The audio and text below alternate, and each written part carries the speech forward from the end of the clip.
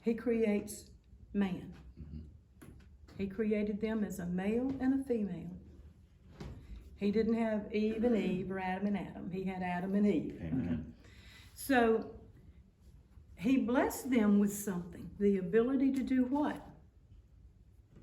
Have children. Reproduce, Multiply. exactly. Have children, multiply. He designated a particular way that these two humans would come together. The installation of marriage is what he did at that moment. Be fruitful and multiply. I've heard, even of recent, some Bible teachers kind of inferring and sometimes outright saying, well, sex was the original sin.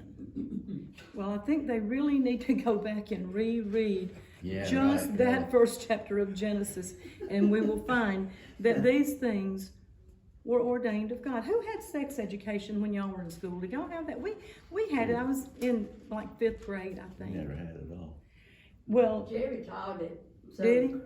Well, it was so funny because they turned out the lights so the boys and girls wouldn't see each other's faces. Because we were so embarrassed.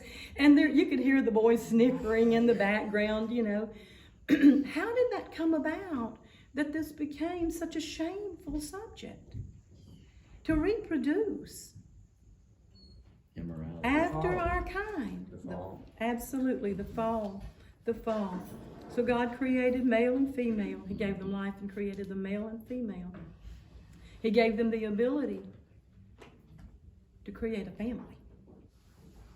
A family. And he placed man where? God placed man in the garden. God created that garden. And he gave man a home in a blissfully beautiful eternal garden created by the divine God. And everything was free. And everything was free. And it was a birthright from God. And the temperature wasn't too hot or too cold, it was perfect for it. It wasn't 74. It It didn't have was to work. whatever you needed at the And moment. he didn't have to work. So we see, I've listed 3 things that we've talked about here, but a big robbery happened. I mean, this was better than any bank heist, the Great Train Robbery. It was the most amazing and horrific robbery in all of eternity. And the crafty and wise but evil serpent comes along. And he tempts Eve. But Adam was with her. She gives him of the same fruit, whatever that fruit was. I don't care if it was an apple or a pear or a strawberry. It was the fruit of the knowledge of good, of the tree of the knowledge of good and evil. Key word there is knowledge of evil. They knew God. They had a relationship with God. They walked in the garden and they communed with God. But he robbed them of their birthright. And we see the beginning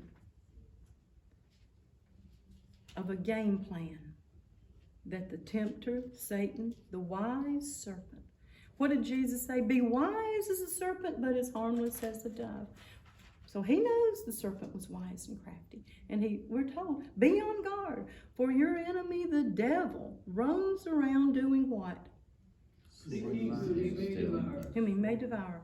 You guys that have snakes, what does a snake do to devour its prey? Man, starts at the head.